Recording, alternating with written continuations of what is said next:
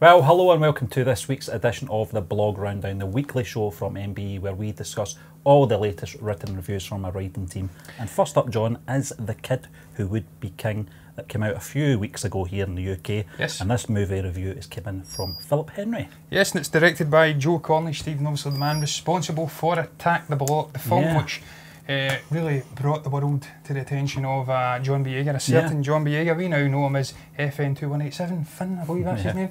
FN2187, that is not Finn. I know Finn's name, not just not that bloody whatever. I digress. We're not talking about Star Wars, we're not talking about The Force Awakens or The Last Jedi. We're talking about The Kid Who Would Be King, Stephen. I'll not dig a hole I can't get out of again.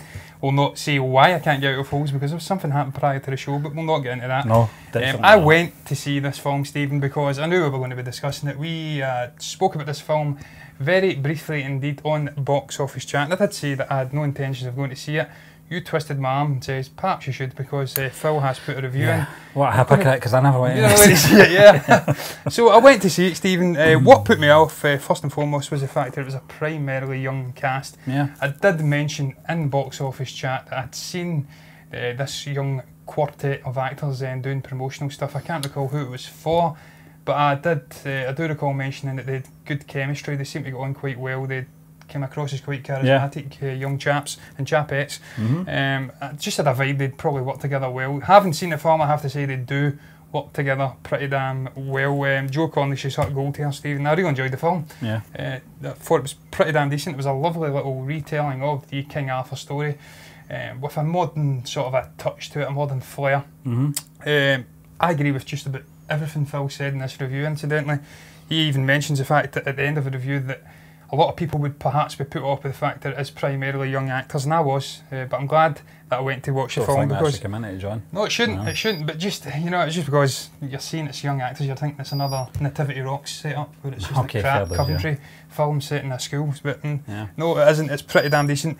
I also agree with what he says in the review, Stephen, that there's a whole lot of inspiration in this film from the likes of Harry Potter and The Lord of the Rings. Obviously, one of the chaps, I can't recall his name, it's the blonde-haired boy. You kind of get that vibe from the trailer, John, to be fair, you know. You definitely do, the blonde-haired chap, I'll try and find his name just now, Stephen, Tom Taylor, who plays Lance, obviously Sir Lancelot, I'm pretty sure that's based on.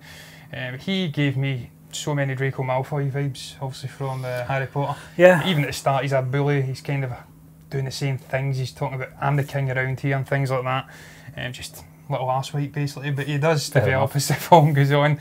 And look, I thought the quartet of young actors were pretty damn good, but the one that stood out the most to me, and Phil actually says this as well, is the chap that played the young Merlin, Angus Imrie. From the moment he comes onto the screen, he comes through a teleport in Stonehenge, and he's completely buttock naked. But they do a nice job of fogging it out, there's fog there.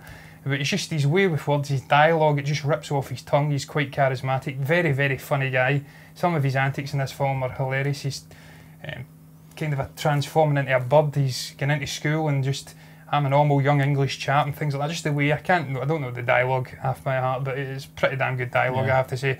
He was really, really good. He's one of the standouts, and I really enjoyed the way they utilised Merlin in the film. There was 3 actors portraying Merlin. Patrick Stewart was playing an older, wiser form of Merlin, and he was transporting into transforming into him at various different parts of the film. Then you've got Angus Imrie's take of the character, then obviously Dean Chalm, who plays the young, sort of a child version of Merlin, and it was really cool the way they went through these and weaved those characters in the story. John, just before I let you back in, because I could talk for it does say in this review from Philip that you know, it did have a large budget. I think it's 60 million. He says $6 million here. I don't know if that's meant to be pounds or dollars since it is a UK film, but that is a pretty big budget for a UK-based film, John. It's pretty sizable, but it does say he does go on to say, you know, this seems to be a labour of love for Cornish as well. It seems to be something that he's probably been thinking about for a very long time. Philip doesn't say that. I'm just. Well, it has been a while, Stephen, since he last done a film. I think it's been 7 or 8 years. So it's obviously been in his mind for a while. I see Lewis Ashbourne Circus is in there as well. Related to Andy Serkis, I mean, also there is some mocap going on in there. The villain in the film, I don't recall who it is, the lady that plays her, but she is kind of a mocap. I say she looked like Goblin. Right. Goblin. She looked like a goblin. Yeah. She looked like Gollum. When I was watching the film, and that's again another kind of a Lord of the Rings reference. She's transforming into a dragon at the end, but just the look, she had the thin straggly hair. It was Gollum-esque. There was a lot of Lord of the Rings vibes in there. Phil does say that. You've got these sweeping vista wide shots of the quartet and also the young Merlin walking across this big expansive field, sort of a scenery or landscape. So that's again just hinting at Lord of the Rings vibes in there. Then the end, sort of a climatic battle, it was very reminiscent of a sort of a Helm's Deep setup, where you've got the children. I think he says Helm's Deep re-fought at Grange Hill. That was a great line, because that's exactly what it was like, Stephen. I laughed at that line, John. They go back to the school, they kind of bolstered all of the young school children. They've got armour on, they've got swords, and they're fighting these sort of I don't know if I can't recall it. It's been about a day since I've seen it. I should recall it, Stephen, but I know they fight the primary antagonist and she's turned into like a dragon, but there was these demonic sort of a horse things coming out of the ground. I don't know if they were involved in it as well. I should remember. It wasn't long ago since I watched it, but it was a cool, epic end to the film. I really did it. He does say, Phil, this is one great I've got with him, I perhaps disagree. The fact that you're meant to like these characters, but you got off to a bad start with them kind of being bullies, and it was similar to Attack the Block, where they start off performing a mugging. I got that, I didn't really get that vibe, because I understood what he was kind of trying to do to an extent. Joe Cornish, they kind of hit you over the head with it halfway through the film. It's like evil separates us, but if we can look over that or oversee that and come together, we're stronger together. There's a lot of sort of references. I did say to you before we come on, I get a lot of satirical vibes in this. Yeah, I think a lot of fantasy films are like that though, John. Away from Lord of the Rings and Harry Potter, you're selling the film to me first and foremost. I am very interested in seeing this now. I grew up with a lot of the fantasy films and animations. Dungeons and Dragons was one of my favourites growing up, the animated series, which went on and on and on. I don't think I ever got to the very last episode with those characters ever returning home, but it was a very united bunch in that as well. You had the archer, you had a wizard, I think it was called Presto or something like that. You had an acrobat, a barbarian. It was all these different characters. And also there was another film, I don't know if you've ever seen the film Krull, from the early 80s as well, John.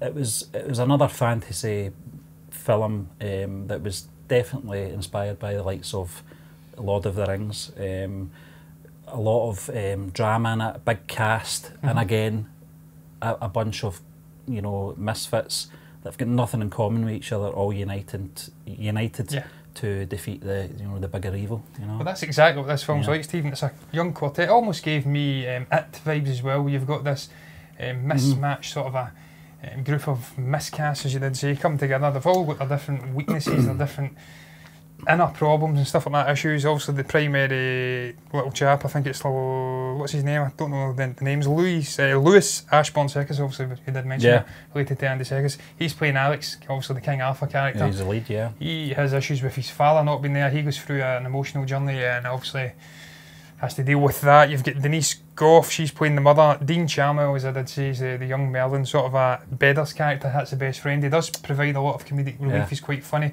He goes on a journey. He's kind of the weak link. He's bullied at the start, and he finds his strength. He discovers he can do magic, and it's just the way they utilise the magic as well, with all these series of like claps and all of that, and doing this. Pretty damn cool.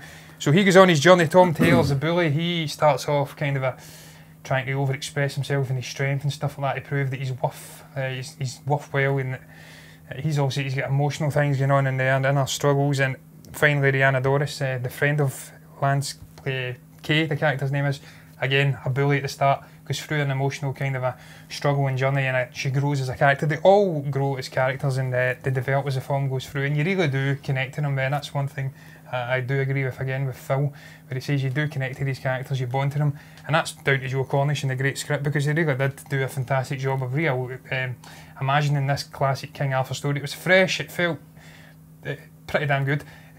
Not like the Robin Hood film from earlier in the year. Where they, terrible, sometimes they'll rehash these classic stories and it's just done to the death and it doesn't really hit off. It feels overdone, you feel tired. There's a different of a rehash and inspired, John, so I would say in this case this sounds more inspired from the King Arthur story rather than Robin Hood, which is just a rehash of a the same story. Yeah, but the final thing I'll say, Stephen, is I did enjoy it, as I did say. I don't want to keep repeating myself again and again and again, but there's whole lots of references in there. Obviously, Chewbacca in hand. Bedders always keeps saying to him, it's like Sam and Frodo, it's like Chewbacca and Han Solo. He makes little references like that, so it's clear inspiration in there. As I did say briefly, there's satirical things going on in there about broken countries, leaderless, people are hollow, it's cold. I'm thinking Brexit.